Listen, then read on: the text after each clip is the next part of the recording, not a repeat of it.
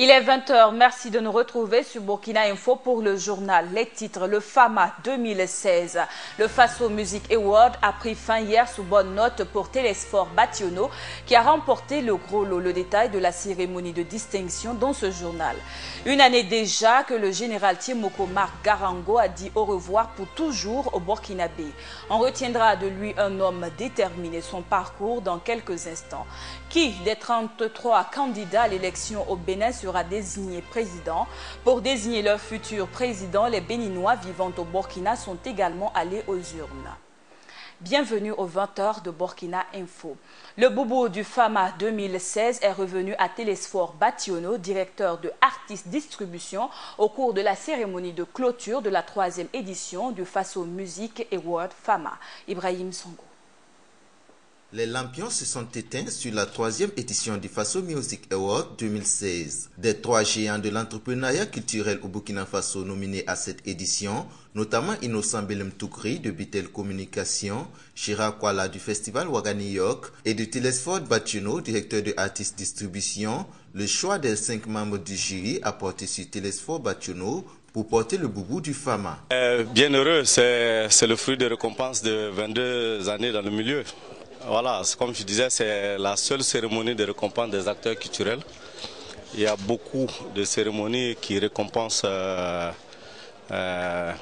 d'autres maillons, mais pour ceux qui ne sont pas forcément visibles dans le domaine culturel, c'est la seule cérémonie, c'est une fierté. Tout comme lui, ils étaient nombreux les professionnels de la filière musique à voir le mérite reconnu par les organisateurs du FAMA. 19 prix au total, dont 2 trophées d'honneur, ont été remis aux lauréats. Un site qui a une année et demie qui vient de remporter un trophée, franchement ça me fait vraiment chaud au cœur. Et c'est un appel aussi, c'est une interpellation à travailler beaucoup plus. Donc je suis vraiment très content, je remercie les organisateurs FAMA et je dédie vraiment le prix à tous ceux qui se sont abonnés au site Afrielba et à tous ceux qui ont liké la page Afrielba. Un pari réussi pour le président du comité d'organisation du Faso Music Awards. Oui, c'est un pari gagné parce que moi j'étais en Côte d'Ivoire pour des raisons d'études et je suis venu juste pour 2 semaines pour l'organiser et reparti. Et nous avons eu une équipe qui a vraiment travaillé sur le terrain et je voudrais vraiment profiter de cette occasion pour tirer mon chapeau à cette équipe qui a mouillé le maillot, une équipe jeune mais qui est en train donc d'apprendre et qui a prouvé donc au cours de cette soirée que on peut toujours faire confiance à cette équipe-là. Outre la remise des trophées, la soirée a été marquée par des prestations en live d'artistes burkinabés et étrangers et de défilés de mode. Le FAMA, pour rappel, est une manifestation culturelle de récompense des professionnels et des acteurs de la filière musique. Éliminatoire CAN féminine Cameroun 2016. Les étalons dames devront plus que jamais mouiller le maillot. Hier, elles ont fait un match nul contre l'équipe féminine de la Tunisie. Le score final est de 0 but partout. Samba Kassile Traoré. C'est dans un stade de 4 courts, quasiment désert, que s'est tenu le match qui opposait les étalons féminins du Burkina Faso aux Aigles Carthage féminins de la Tunisie. Un match comptant pour le premier tour aller des éliminatoires de la Coupe d'Afrique des Nations féminines 2016. Dès le coup d'envoi de l'arbitre malien Kankou Koulibaly, qui officiait la rencontre, l'équipe féminine de la Tunisie a pris le match à son compte en se créant des occasions de but, empêchant les Burkinabés de dérouler leur match. Mais les dames tunisiennes vont rester maladroites devant les cages de la gardienne de but burkinabé. C'est donc sur un score vierge qu'est intervenu la mi-temps. De retour des vestiaires, les différents changements effectués de part et d'autre n'ont rien changé au score. Ainsi, les 2 équipes se sont donc quittées dos à dos par le score de 0-0. Selon l'entraîneur de l'équipe burkinabé, malgré ce match nul réalisé à domicile, la qualification reste encore possible. Bon, il faut un peu de la physique, surtout physiquement, bon, c'était pas ça. Tu sais, nos filles, elles ont peur. Chaque premier mi-temps, ça ne joue pas. On est en train de chercher cette solution. Bon, c'est le football, hein. Le football. Je pense que on va préparer le match retour. C'est ce jeu. On peut aller les gagner là-bas aussi. Il faut aller gagner, on va jouer à fond. Avec une manière technique. Quant au coach tunisien, Mourad Bachar, il trouve que ce score est bon à prendre pour se protéger. On ne connaît pas le Burkina. Toujours quand tu ne connais pas une équipe, tu dois chercher le nul pour ne pas perdre. C'est tout. Bien sûr, c'est pas les mêmes conditions qu'on va trouver en Tunisie. C'est des degrés pratiquement 18 degrés, 15 degrés. En plus, on va jouer sur le tartan. Et les filles ne sont pas habituées à jouer dans un terrain, dans un grand terrain comme ça. Force est de reconnaître que ce match nul complique la tâche qui attend les joueuses burkinabées au match retour de la double confrontation qui se tiendra en Tunisie. L'aide de la vidéo pour l'arbitrage sera autorisée en match à titre expérimental d'ici 2017-2018 pour 2 ans, a annoncé l'organe gardien des lois du jeu hier. Il s'agit de la deuxième étape dans l'ouverture de foot à la technologie après l'introduction de la technologie sur la ligne de but GLT, validée en 2012 et utilisée notamment lors de la Coupe du Monde 2014. Pour que la fête du 8 mars puisse être belle pour les femmes du centre d'El-Ouindé, en majorité marginalisées par la société sous fond de sorcellerie, la Ligue islamique pour la paix au Faso les a dotées de vivres. Le détail avec Douma Diegel Rodrigue. Des sacs de riz, des cartons de spaghettis, des bidons d'huile, des paquets de boissons. C'est la composition du don de la Ligue islamique pour la paix au Faso à l'endroit des femmes démunies du centre d'El-Ouindé de Tanguer. À travers ces gestes, les donateurs entendent permettre à ces 244 pensionnaires du centre d'El-Ouindé de commémorer la fête du 8 mars. Que chaque année, au niveau national et international, on célèbre la fête du 8 mars. Bon, on a jugé quand même nécessaire, bon, comme ces vieilles qui sont à Tanguer, je pense qu'eux aussi ils ont besoin de faire le 8 mars. C'est la raison pour laquelle nous avons décidé de les apporter un plus, pour qu'à leur manière, ils puissent quand même fêter la fête du 8 mars. C'est la raison pourquoi nous sommes là ce matin. Bon, c'est composé de sacs de riz, de cartons de macaroni et de spaghettis, de bidons d'huile et puis de la boisson. C'est en leur manière pour pouvoir, comme à leur niveau, ils peuvent aussi fêter le 8 mars. La représentante des bénéficiaires, Thérèse Ouedraogo, en réceptionnant les dons, a tenu à témoigner toute sa reconnaissance à la Ligue islamique pour la paix au Faso.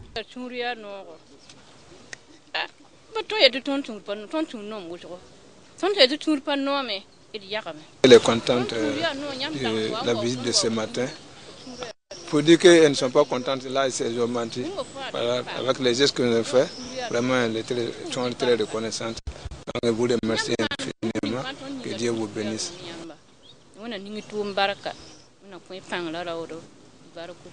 Créée en septembre 2015, la Ligue islamique pour la paix au Faso est une association qui prône la paix entre les musulmans et de façon générale la paix au Burkina Faso et dans le monde entier.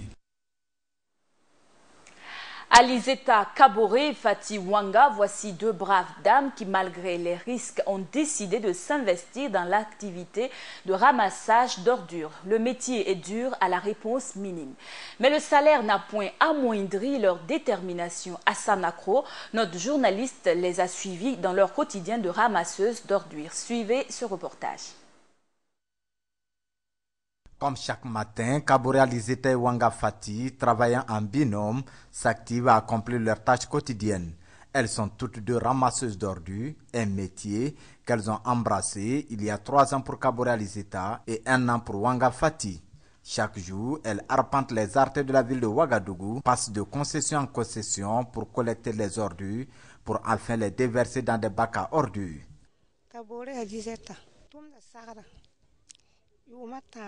Je m'appelle Kaboré Alizeta, je ramasse les ordures depuis 3 ans. C'est un travail fatigant mais bien. C'est ce qui nous permet de nous nourrir et de prendre soin de nos enfants et de notre famille. Malgré ces difficultés, le niveau du salaire de ces dames, Alizeta et sa collègue restent accrochées à leur emploi qu'elles ont souffert pour le trouver. C'est avec enthousiasme qu'elles nous relatent comment elles ont pu décrocher cet emploi de ramasseuse d'ordures auprès de l'association Ville Propre qui compte à son actif 6 femmes.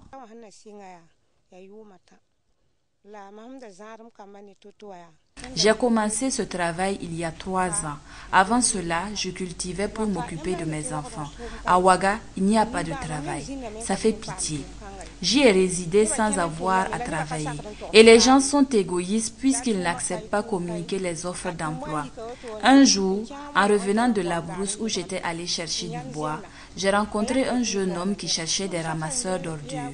J'ai postulé en lui signifiant qu'il n'y avait pas de travail dont je me sentais incapable, si ce n'était le vol et la sorcellerie. Le travail est difficile, mais je n'ai pas le choix, puisqu'il n'y en a pas d'autre. Je rends grâce à Dieu pour ce travail et je lui demande de me maintenir en bonne santé. Une corvée que Dame Ouedraogo exerce pour s'occuper de ses 5 enfants, tous scolarisés. J'ai 5 enfants. Ce travail me permet de scolariser mes enfants. Il arrive qu'on les chasse de l'école faute de paiement des frais de scolarité, jusqu'à ce qu'à la fin du mois, nous soyons rémunérés pour aller payer progressivement pour qu'on les reprenne à l'école. Je suis mère de 2 étudiants et 3 élèves. J'ai aussi ma nièce à ma charge. Un travail qui débute de 7h à 17h30, voire 18h, selon la disponibilité des ménages. Un travail qui les confronte à des problèmes dans certains domiciles.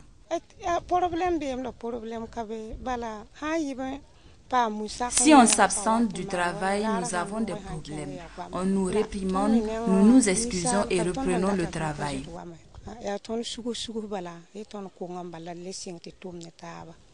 Mais l'acte le plus touchant est que ces femmes n'ont pas de logistique nécessaire, pas de bottes, pas de cache-nez, pas de blouse. Elles sont exposées à tous les dangers qu'elles reconnaissent d'ailleurs. Il en paye pour nous, mais ça nous gêne souvent dans le travail et en voulant ajuster nos pailles, il nous arrive d'enlever les gants déposés. Nous oublions et ça tombe. S'ils nous voient travailler sans gants, ils en payent encore. Les lames, des bouteilles et des morceaux qui se trouvent dans les ordures peuvent nous blesser. Quand cela arrive, nous appliquons de la potasse sur la blessure et nous nous remettons au travail. Des propos confirmés par son employeur Tabsoba Sidiki, le président de l'association Ville Propre, venu constater la reprise effective du travail. Je suis venu pour saluer les dames et puis demander comment va le travail. Puisque le problème des gants, c'est eux-mêmes qui disent qu'ils n'arrivent pas à manipuler. S'ils portent le gant, ils n'arrivent pas à manipuler les doigts comme ça se doit normalement. C'est là, sinon je paye ça.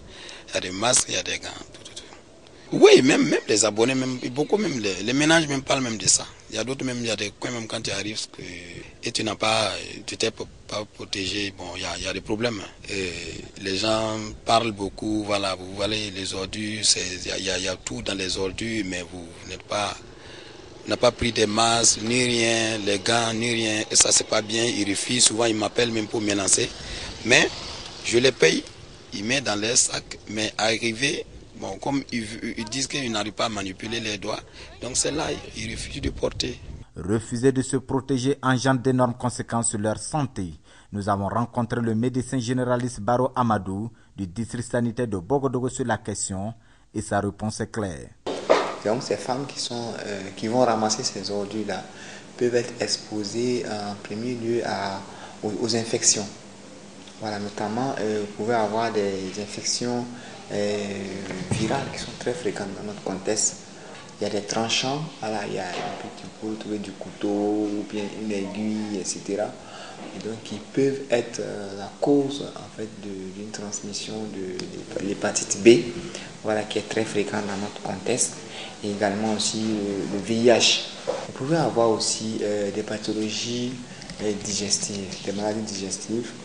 Et ce qui est fréquent, ce sont les salmonelloses, voilà, communément appelée la fièvre typhoïde.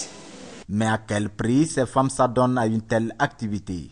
Pour le mois, nous avons comme salaire 15 000 francs CFA. Face à cette situation, une grande prudence suivie d'un maximum de protection sont recommandées à ces dames qui sillonnent chaque jour de ménage en ménage pour obtenir à la fin du mois la compensation financière de 15 000 francs CFA pour leurs efforts fournis.